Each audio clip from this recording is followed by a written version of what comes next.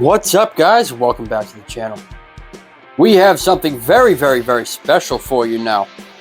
Those of you who follow Harbor Freight, you may be aware that this thing recently was on sale for $19.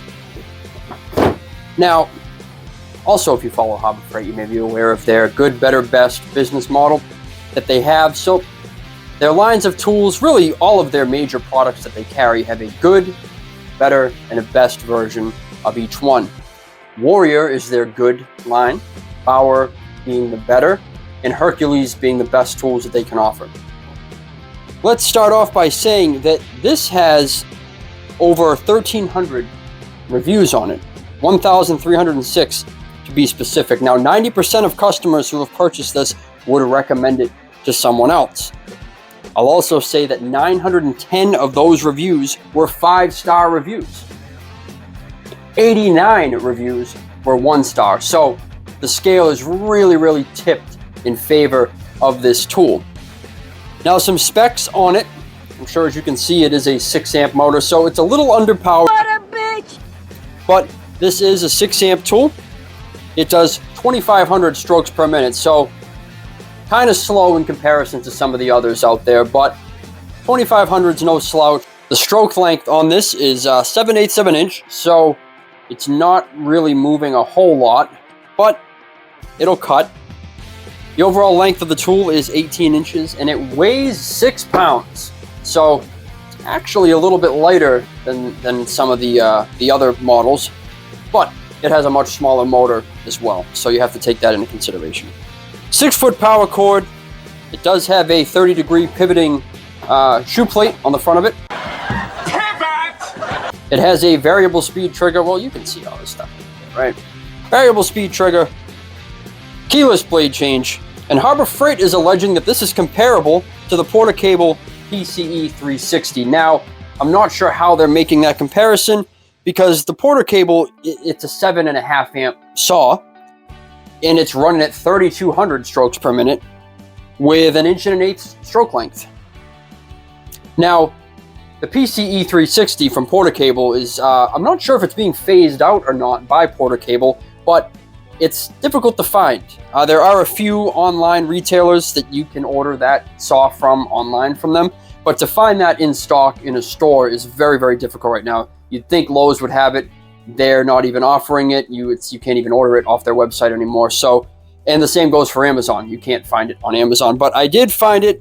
Ace Hardware had it online. That we're talking about the Porter-Cable now for $69.99. So let's talk about the price difference, right? This at full price is $27.99. With the coupon, it was $19. The Porter-Cable that they are equating this to is $70 tool. The Porter-Cable is more powerful. It has a longer stroke length. It's a bigger tool. I'm not sure where they're getting that comparison from. But in any case, maybe some of you guys can answer that question, but I don't see how you can say the comparable tool to the 6-amp reciprocating saw with 2,500 strokes per minute with a 7/8 of an inch stroke length is just as comparable to a Porter-Cable with 3,200 strokes per minute at 7.5 amps with an 1.1 inch stroke length. I don't see how you're making the connection between those two tools. But in any case, moving forward, let's unbox this thing and see exactly what we're looking at. Now, while we're unboxing this, let's just talk briefly about why I bought this thing. So I have reciprocating saws, right? I don't need another one. But for $19, I really wanted to see exactly what this tool was all about. It has a 180-degree rotating handle. So I'm assuming that this rotates right here in the middle, and this can move in different positions. I'm not really sure. We'll find out when we take it out of the box exactly how that works, but it does have a rotating handle. I'm not sure how I feel about that. I feel like that's just a weak point on the tool, but in any case, now we know this isn't for production work, but I have a pretty good feeling that I'm gonna burn this thing right up. And conveniently, I have an entire demo pile from the deck on my house that I replaced. And that demo pile has to be moved to a dumpster. So some of that stuff needs to be processed into smaller pieces. And I thought we could let the smoke out of this tool together by doing that. Oh my word. What the fuck is that? It's very uncomfortable. It's really fat right here in the front. I don't like that. I'm not really sure. So yeah, it has this plastic, really janky lock here on the back, and you push that in, and you can rotate the tool. I am absolutely going to destroy this thing. There's no doubt about it. It just feels like shit. No, because you're a piece of shit. Yeah, I don't know what more to say about it other than this is definitely something that I'm gonna destroy. If we look at, you know, another corded recip saw, this is actually my personal favorite corded recip saw, is the Ridgid Fuego. This is a 10 amp. There's the model number, the R3002. This thing's, you know, been through it, but this is my personal favorite recip saw. This is comfortable. It's just built, it's just solid, you know. This isn't a review on the Ridgid R3002, but if we look at these things comparably with one another, I mean, there's really no comparison. And with that in mind, this isn't trying to be this tool, you know. But I want to, you know, maybe I'll be surprised. I mean, 90% of people recommend this to other people, so it can't be all bad. But a lot of those reviews really didn't specify what the individual that bought this was using it for. I think that in short order, this thing's going to burn right up. If I had to guess, the thought behind this tool is that this is for somebody to grab and they need to cut very, very, very minimally, and then they're going to wrap it up and they're going to stick it on a shelf in their garage or in their basement or whatever, and they're not going to touch it again for a long time. Very light duty use. I can't imagine this thing holding up to any type of prolonged use and abuse. I just don't see it happening. It's just not built for it. And now that I think of it, this has a really funny resemblance to the Space Gun. And I don't know how I feel about that. Don't you think? I think. This right here, this rotating handle with this really shitty locking mechanism here, I mean, you can feel how just, it doesn't feel good, guys. This is just a bad idea. There's a reason why production tools generally don't do this sort of motion, especially a reciprocating saw. I don't know of one. Maybe there is one out there that's built like a tank, but I've never seen one, and I've never, sure as hell, never used one that rotates like that. I think it's an odd thing to do. And so just between, I mean, this whole rear housing is really, really cheap plastic. Really, really cheap. It's tough to get my point across on camera, guys, but it's just shit. You know what I mean? This is some type of rubberized coating. I do see a metal housing in there. But, you know, who knows how far that goes. And really, it's just, it just feels cheaply made. But we have to think of the price point here. For 27 bucks, full price, $27, you know, you kind of get what you pay for. This is their, but with that in mind, Harbor Freight is equating their Warrior 2 line to a good tool. Good, Warrior, better, Bauer, best, Hercules. Is this a good tool? I can't say. I don't think so. Judging off our unboxing, I don't think it's a good tool. We'll find out. See how it cuts. Beat the absolute bag out of it. And then we will reconvene afterward to discuss our findings. I don't think there's going to be much to be found, but who knows? I've been wrong before. I'll be wrong again, and I could be way off on this tool, but first impressions, I don't have much confidence in it. Well, gentlemen, here we are. We're going to see what this Warrior 6-amp recip saw is all about. Like I said, I'm pretty sure we're going to burn this thing up in no time. But we'll see.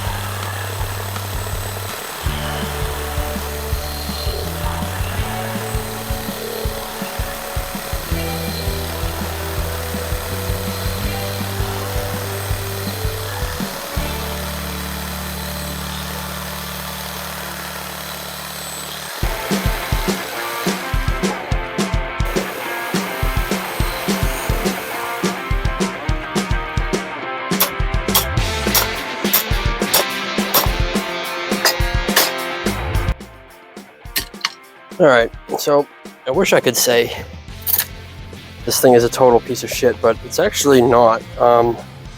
It's slow, and it vibrates a lot.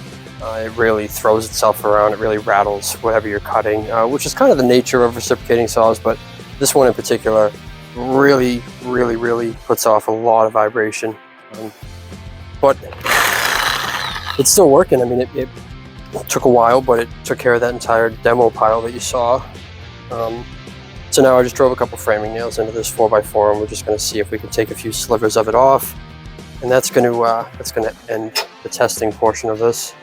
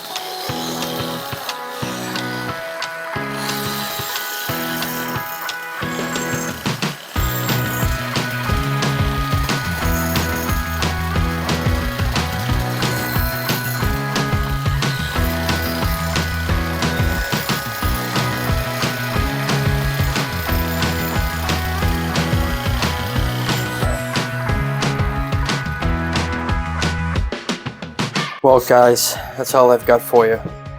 The Warrior 6-amp recip saw. I am pleasantly surprised, I have to say. I really thought this thing was going to burn up. Now, my initial idea with the filming of the testing portion of it was that I would start to cut the demo pile, and once, you know, this thing started to kind of act funny, I would kick the camera back on. But that never happened. So it went through that whole pile, it processed everything that I needed it to process, and it kept going. And then I tried to push it through some of that PT that you saw, just shaving off little slivers at a time, and I was really, I thought one of two things was going to happen. I thought I was going to snap it right in the middle, or it was gonna burn up, but it didn't do that either. One thing that did end up happening, though, was this became incredibly hot to hold, and it actually twisted this rubber sleeve they have over the motor housing and everything. It twisted it right around. So as you can see, it's a little banged up, but I have to say it did what it said it would do. I even made a couple cuts with the rotating handle. I think it's really a gimmicky thing. It's not necessary to have on a saw, but you know, you might like it. Do I think it's a buy? Well, I think for the right individual, it is. We know, right? This is, it's implied that this is not a production type tool. I wouldn't even classify it really as prosumer. This is not one of those tools. I think this, I said this in the beginning, that I believe that this is a tool for somebody who is going to grab, and they're going to do some work with it one time, and then they're going to wrap it up, and they're going to put it, you know, in their garage or wherever they keep their stuff, and they'll forget about it, and then, you know, down the line they might have some pruning or whatever they want to do, and they'll break this thing out to do it, and it absolutely will do that. I mean, it'll do a lot more than that. It's very uncomfortable to use. It is. It vibrates so excessively. I can't begin to and go to your house. God. Dear God. I don't even know what the fuck I was talking about. Oh yeah, the vibration.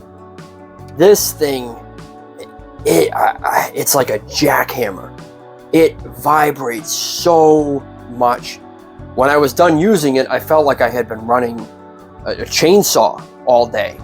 It just kicks and vibrates. I mean, you can feel it in your jaw. You can feel it in your fucking brain. This thing kicks like a mule. It just rattles and shakes and vibrates like a maniac. So it's very uncomfortable to use. This whole rear handle, I'm not a big fan of it. And this is just fat and bulky, and I don't like it. And then as I was pushing down on it, this housing became so hot that it was starting to become even more uncomfortable to hold, just because of the heat that was coming off of it. And then whatever adhesive they used to secure this sleeve onto the front of this thing, the excessive heat just allowed that adhesive to release, and so it started to twist. As I was holding it and pushing down, this thing just started to twist on me.